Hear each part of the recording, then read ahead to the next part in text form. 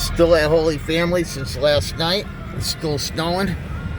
The Stars and Stripes are flying after the USA Hockey got gold, men's and women.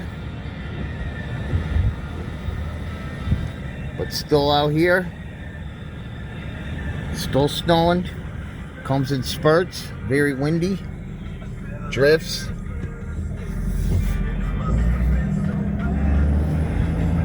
Got some drifts going.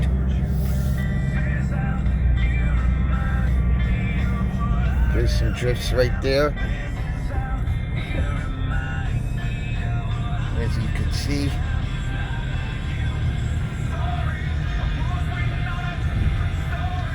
It's definitely nice little blizzard. See dollar signs when it snows.